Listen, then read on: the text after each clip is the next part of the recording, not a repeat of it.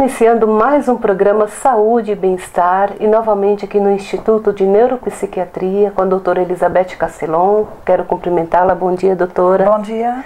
Muito obrigada por participar do nosso programa novamente. Eu que agradeço.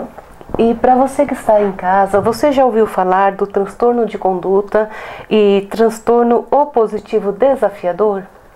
É um transtorno que acomete as crianças e que muitas vezes os pais não sabem lidar com essa situação. A doutora vai explicar para a gente o que seriam esses transtornos. Doutora, por favor. Então, o transtorno opositivo desafiador ou desafiador opositivo, ele na realidade ele se caracteriza por um padrão de comportamento. Então é uma criança que se comporta, como o próprio nome diz, de uma forma desafiadora e de uma forma opositiva. Ou seja, é um padrão persistente de criança chata. Então, o que seria o padrão desafiador? Então, assim, você, por exemplo, eu falo, vamos agora todo mundo fazer a fila aqui do lado direito. A criança fala, não, mas por que eu tenho que ir do lado direito se a semana passada foi do lado esquerdo e eu não estou com vontade de fazer isso, tarará. São crianças que têm uma dificuldade em lidar com figuras de autoridade. Então, esse padrão ele vai se mostrar. Esse transtorno, ele se mostra através de um comportamento desafiador e de oposição diante de figuras de autoridade, sempre que você tenta impor alguma coisa. Então, geralmente é com o pai e a mãe e com o professor da escola, mas também com a pessoa lá do seminário, da catequese, o professor do taekwondo, o professor do judô, o professor da escolinha de futebol e assim por diante. Então, uma característica é esse padrão de oposição, que todo mundo pode ter, mas quando é aquela criança que está sempre nunca tá bom, ela tá sempre desafiando. Além disso, tem uma outra coisa que é importante, que é o mau humor. Uma criança meio irritada, mal-humorada, tá sempre do contra. Então, aquela coisa que é uma coisa negativa. Então, não, eu não quero, porque eu não vou, mas por que eu tenho que ir, né? Esse padrão de ser uma criança emburrada. Então, do contra, emburrada, irritada. E uma dificuldade muito grande em estar percebendo, em se colocar no lugar do outro e perceber às vezes quando ela não está fazendo tão bem, quer dizer, a capacidade de autocrítica fica muito limitada. Então sempre é o outro que fez errado, é o outro que está me perseguindo, é o outro que está querendo me impor alguma coisa. A criança não vê, não consegue assim, sentando, conversando, falando, olha, mas você está vendo que não poderia ser assim, assim, assim? Então a criança tem muita dificuldade em fazer isso. Além disso, uma outra coisa que caracteriza é uma tendência meio vingativa, pirracenta, sabe? De estar sempre achando que você fez de propósito, agora eu vou lá e eu vou estragar, eu vou fazer não sei o que, eu vou tentar boicotar, sabotar aquilo ali. Mas porque eu tô com raiva, porque na realidade eu acho que eu tô sendo injustiçada, né? Então, a esse padrão, a esse jeito de ser, a gente dá o nome de transtorno opositivo desafiador. Ele muitas vezes acompanha o transtorno do déficit de atenção e hiperatividade, né? Às vezes existe ali uma comorbidade com transtorno de conduta, mas ele é bastante frequente. Doutora, e o que causa esse transtorno? Por que a criança, ela já nasce assim ou depois aparece esse transtorno? No fundo, a psiquiatria não tem uma resposta 100% correta, né? Na realidade, o nível em que a psiquiatria e que as neurociências estão hoje é esse nível de observar que existe um grupo de crianças que se comporta assim, e aí as pesquisas vão sendo desenvolvidas para tentar justamente responder essa questão. A gente sabe que, como eu falei, que tem que tem muita comorbidade, ou seja, aparece muito nas crianças com TDAH.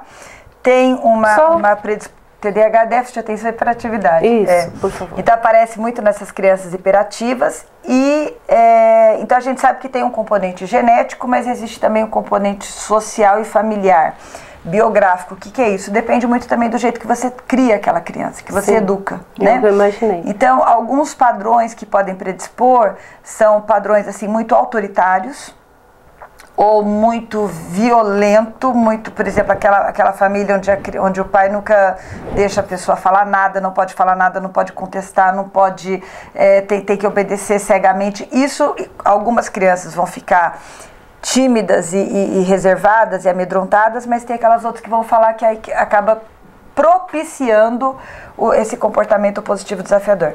Aqui eu acho importante falar o seguinte, então assim, a causa, respondendo sua pergunta, ninguém sabe muito bem, tem um aspecto genético, mas tem esse aspecto da educação sociofamiliar, biográfico, como que essa criança está sendo tratada, como ela aprendeu a lidar com regras, com autoridade, né? E a criança que foi muito mimada ou é muito mimada, ela também tem essa tendência? Essa coisa de mimada também, tudo isso é meio, a gente precisa meio que destrinchar para começar a ver o que é um mimo, né? Eu posso falar que uma pessoa é mimada porque ela ganha todos os presentes, mas na realidade ela tem uma negligência emocional, ninguém dá muita bola para ela.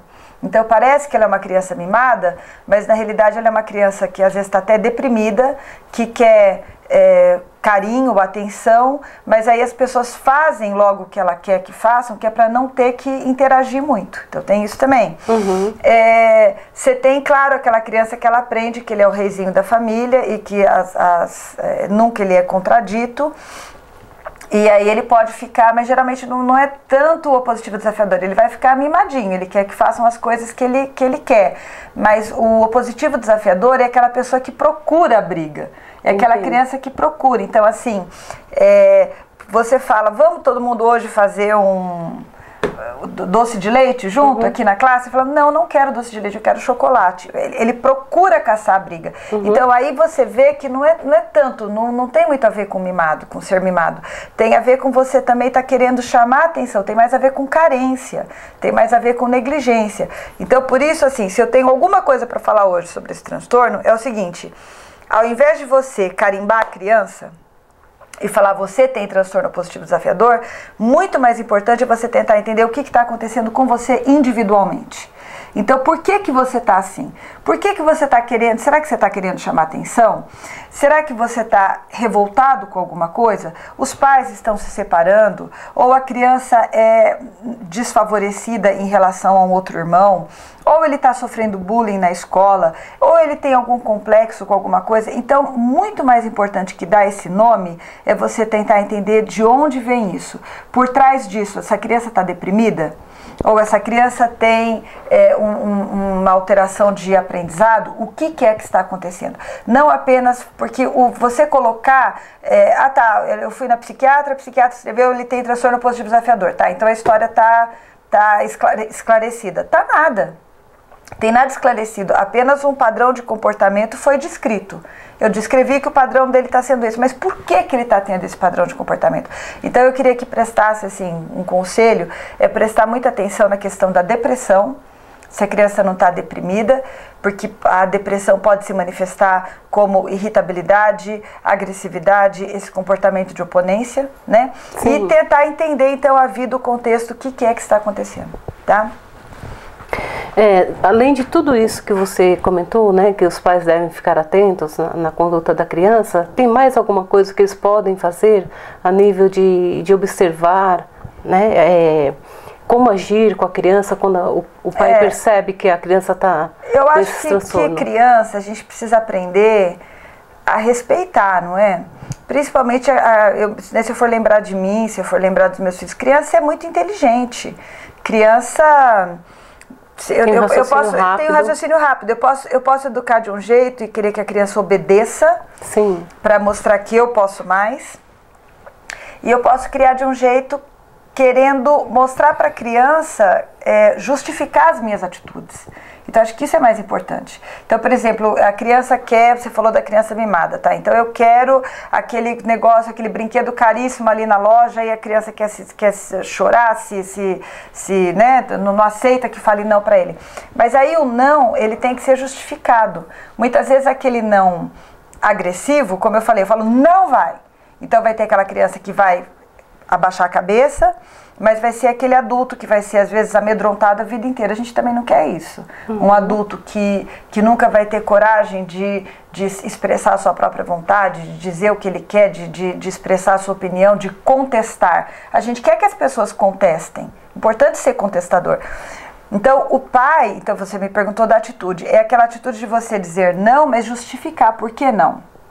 Então eu não vou comprar porque a gente tem que fazer isso, o nosso dinheiro é para isso, mas aí depois então nós podemos economizar e aí a semana que vem a gente conversa. Você tentar formas conciliadoras de lidar com a criança, mostrando que não existe só uma autoridade de cima para baixo, que um pouco tem que ter, claro, que o pai é você, quem está educando é você, inclusive isso pode ser até exposto, olha, eu sou seu pai, sua mãe, eu preciso te ensinar, eu que preciso te guiar, né? Mas tudo isso de uma forma conciliadora. A criança, ela aceita. Quando, né, mesmo a criança que tem transtorno positivo desafiador, é mais difícil, mas é mais fácil dela aceitar. Então, uma das formas de terapia é a terapia familiar, onde você tenta ensinar como conversar com a criança, como negociar com a criança, como explicar as coisas, justificar. Olha, então, é assim, nós vamos fazer assim, você prefere isso ou isso, né? Então, às vezes assim, eu te dou duas opções, você prefere primeiro jantar e tomar o banho, ou você primeiro prefere tomar o banho e jantar? Mas com isso você já está delimitando que a criança vai ter que fazer os dois, né? É verdade. É claro que chega uma hora que a criança bola esse jogo também, ela fala, não, eu não vou querer nenhum nem outro, né? Pode ser que a criança lise. Mas assim, a mensagem é, se você percebeu que o seu filho tem esse padrão contestador, esse padrão de oposição, duas coisas, não bata de frente. Isso vale tanto para o professor quanto para os pais. Não adianta você bater de frente e tentar brigar por poder, até você impor e falar que quem tem o poder é você. Não é para bater de frente. Tente negociar, justificar e explicar. Esse é o sábio. Esse não é o chefe sábio também? Se eu tenho uma empresa e eu sou o chefe, né, o diretor da empresa, eu não tenho que explicar para os meus funcionários o porquê das minhas atitudes, não é assim que eu vivo? É assim com os filhos também. Então eu vou explicar. E aí essa criança que já está sempre armada, eu consigo desarmar um pouco. E a outra coisa é muito prestar atenção no que está acontecendo na casa. Depressão, né? Então, uma coisa que causa muito transtorno positivo desafiador é o padrão de educação autoritário dos pais. Então, colocar limite não é ser autoritário. São coisas totalmente diferentes. Colocar limite é eu te falar, olha, nós não vamos fazer isso por causa disso, e é assim, assim, assim, e assim, assim, assim. Ou seja, dialogar com a dialogar. Ah, tá, você está muito irritado, tudo bem. Então agora eu vou te deixar sozinho, você vai se acalmar. Quando você puder, depois a gente volta e vai conversar sobre isso. Então eu estou te levando a sério, eu estou respeitando os seus sentimentos, mas eu estou te colocando muito claramente que realmente não vai dar. E se você não quiser aceitar, aí é que entra a questão do imagem. Não, você não quer aceitar porque você quer me manipular, você quer... Não vai dar para me manipular porque a regra é essa. E eu te expliquei, você é inteligente, você entendeu.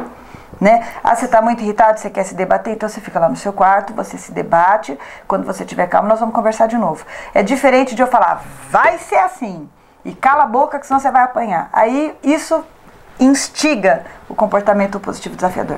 E deixa a criança revoltada, eu imagino, né, doutora? Sim, deixa a criança revoltada, e aí aquela criança que aí tem vários riscos, né? De drogas, de ir mal na escola, de repetir de ano, de abandonar a escola, porque aí a criança começa a fazer coisas justamente para desafiar e não vou dizer destruir, mas para magoar mesmo, né? Para ferir os pais. É verdade. O assunto é muito interessante, até porque você falou uma coisa que me chamou muita atenção, de sempre dialogar, né, e nunca falar não para a criança sem explicar o porquê do não. Então eu acho que a criança, quando ela entende o porquê que ela está recebendo uma negativa, ela vai assimilar melhor e vai entender o porquê que ela não pode continuar a persistir naquele erro, né? Bom, a gente vai para um rápido intervalo e na volta nós vamos saber quais são os tratamentos, né, para esse tipo de transtorno.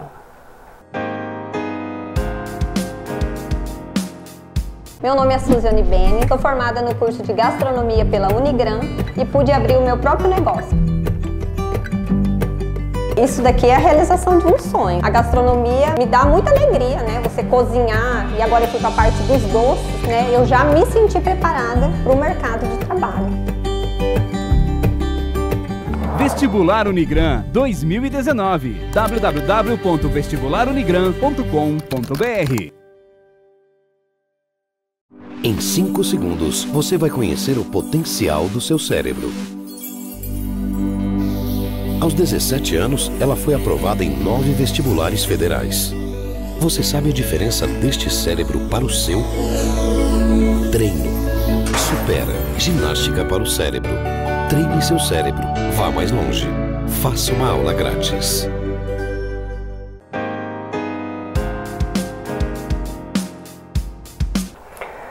E de volta com o programa Saúde e Bem-Estar, falando sobre o transtorno opositivo desafiador.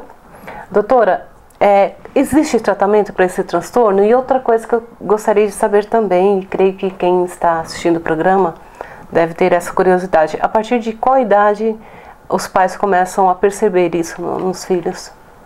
Eu acho que já percebe com, assim, respondendo como psiquiatra, vamos dizer uns 4 a 6 anos, né? Mas eu acho que eu tinha transtorno positivo desafiador, com certeza. E eu me lembro, só contando uma anedota, né? Para mostrar que isso de bebê já é assim. Eu lembro que eu era pequenininha, eu estava no andador, na época se usava andador, né? Então eu não sabia nem andar, então eu não tinha nenhum ano. E eu fui lá e arranquei uma folha de uma planta da minha avó. E a minha avó me deu um tapa na mão. Aquilo me deixou, provavelmente, né, eu não vou me lembrar, mas me deixou tão indignada. Minha mãe conta que eu não chorei. Eu olhei bem para a cara dela, fui lá e arranquei outra. Ela me deu outro tapa na mão. Eu olhei de novo para a cara dela e arranquei outra. Ela me deu um tapa mais forte ainda. Ela falou que meu olho se encheu de lágrima e eu fui lá para arrancar outra. Quer dizer, então esse temperamento da criança, né, a gente percebe... A gente percebe já desde bebê. Eu poderia contar histórias também dos meus filhos de não aceitar, né? Esse temperamento de não aceitar muito se impor. Mas eu repito aqui, a gente tem que sempre tentar entender o que está acontecendo, que se essa criança, principalmente prestar atenção se a criança não está com depressão, não está com ciúmes de alguém, não está se sentindo negligenciada, né? E esse comportamento autoritário dos pais ou dos avós, ou seja lá o que for, isso não resolve, porque aquele tempo você só instiga e piora a situação. Né? E de que forma que seria então o tratamento, doutora? Então aí o tratamento ele é principalmente com essa questão da psicoterapia mesmo. Então é você ter esse jeito de lidar com aquela pessoa. Mudar não muda tanto assim, mas você consegue transformar aquela pessoa em alguém um pouco mais maleável e menos provocador e menos irritado. Justamente através do diálogo, você ensinando a pessoa que você pode chegar a conciliações, é como se fosse um curso de inteligência emocional, tanto para os pais quanto para a criança. Aprender a dialogar, conversar, se colocar no lugar do outro, pesar os argumentos, né? Ensinar, às vezes, a não ficar toda hora debatendo questões banais, por exemplo. Por que a gente vai discutir agora esse assunto, esse detalhe, se a gente pode agora focar em alguma coisa maior que vai ser mais importante, né? Então, na realidade, assim, é mais psicoterápico, incluindo educação familiar. A medicação entra muitas vezes porque nessas questões da depressão, da ansiedade, da irritabilidade, se a criança tem problema de sono. Então, pode ser que uma medicação seja necessária, às vezes também para o TDAH, né? Às vezes, né, como eu acabei de falar, para depressão, para ansiedade. Então, muitas vezes a gente entra com a medicação que deixa a criança mais tranquila e melhor humorada, mais bem-humorada. Mas o principal não é isso. Na maioria dos casos, então, só uma terapia, né, uma orientação de um profissional para saber lidar com essa situação, né? Sim. Tá certo. Doutora, agora vamos falar sobre o transtorno de conduta? Isso. O transtorno de conduta é muito mais grave, ele tem uma dimensão totalmente diferente da do transtorno positivo desafiador. O transtorno de conduta, ele se caracteriza por uma criança ou adolescente que continuamente, repetidamente, quebra regras básicas do convívio da vida moral e social. Então, assim, vamos dar exemplos, né? Quebra as cadeiras da escola, destrói, né, propriedade pública, sei lá, estraga os carros das outras pessoas, rouba, mente, às vezes abuso físico ou sexual de pessoas, de crianças menores ou de pessoas que não conseguem se defender, muitas vezes agressivo, mas uma agressividade no sentido de violência física, de violência física mesmo, ou, por exemplo, comportamento de colocar fogo nas coisas, ou sair de casa, passar noites fora de casa. Então, assim, é um comportamento muito mais... Ele não é aquela coisa do opositivo desafiador, que é aquela pessoa chata que está te irritando, te provocando, que está mal-humorado. É uma pessoa mais destrutiva mesmo, é para destruir. Então, destruir objetos ou machucar as pessoas, ferir as pessoas, não é? Ou mesmo até se autodestruir. Né? Por exemplo, está muito associado ao uso de drogas, várias formas de delinquência, né? Então, ele é uma criança que começa a ter esse comportamento durante muito tempo. Para fechar o diagnóstico, né, os critérios da Associação Americana de Psiquiatria exige, né, esses critérios exigem que esse comportamento esteja perdurando por 1 ano. Então, não é uma coisa que a criança fez uma ou fez algumas vezes. É aquela criança que está continuamente desrespeitando regras básicas. Então, ele bate, ele rouba, ele quebra, ele queima, ele destrói, ele sai de casa, ele faz assim, aquela coisa bem mais difícil de se lidar, bem mais agressiva. Uma criança que agitada, que destrói, assim, não por ela querer, mas por acidente, mas está sempre repetindo esses... Não, aí não. No transtorno de conduta, não é a criança estabanada ou que não presta muita atenção, né? Uma criança que destrói brinquedo pode ser uma criança com transtorno do espectro do autismo, pode ser uma criança com déficit de atenção, ou seja lá o que for. Mas aqui é uma atitude deliberada, ou seja, é proposital. Então é proposital e existe uma coisa até chata de falar, mas existe uma maldade no transtorno de conduta, porque existe uma falta de remorsos, e existe muitas vezes até um prazer. Então eu fui lá, eu lembro de uma menininha que tinha transtorno de conduta, ela tinha uma mulher, não sei o que era, a mulher conversou com ela, por algum motivo ela ficou com raiva dessa mulher. Eu acho que era até a madrasta dela. Então ela foi lá, ela tirou, a mulher gostava muito das plantas, ela pegou todas as samambaias e depenou assim, tirou todas as folhas das samambaias. A samambaia ficou pelada, né? E ela era bem quietinha, boazinha assim, toda quietinha, e aí ela ia lá e destruía os brinquedos das outras crianças, sempre pegando aquilo que a criança, ou que a pessoa mais gostava, ela ia lá e destruía. Aí ela mentia, ela roubava, né? Então tem esse aspecto de maldade, de falta de remorsos, de consciência moral e principalmente de empatia, no sentido de eu ficar com pena de fazer uma coisa ruim com você, né? E aí então você entende que é um transtorno muito mais sério do ponto de vista do neurodesenvolvimento. Existe uma coisa muito básica ali que ficou lesada, que é a minha capacidade de compaixão, que é a minha capacidade de me colocar no seu lugar e falar, não, eu não vou fazer isso com ela, porque se alguém fizesse isso comigo seria muito ruim. Eu não vou queimar você e me divertir com isso. Eu não vou quebrar aquilo que você mais gosta e me divertir com isso. Então aí a gente fala o que é que aconteceu nesse cérebro, porque a capacidade de empatia também tem a ver com isso. E aí a gente chega num ponto fundamental, que na grande maioria dos casos, essas crianças têm histórias de traumas na infância, história de abuso na infância, memória traumática. Então são crianças abandonadas, são crianças que sofreram abuso sexual, são crianças que sofreram grande negligência, criança de abrigo, criança que não teve, que muitas vezes não tiveram oportunidades suficientes para fazer uma coisa muito básica do ser humano, que é criar o vínculo. O primeiro vínculo que você cria é com a sua mãe.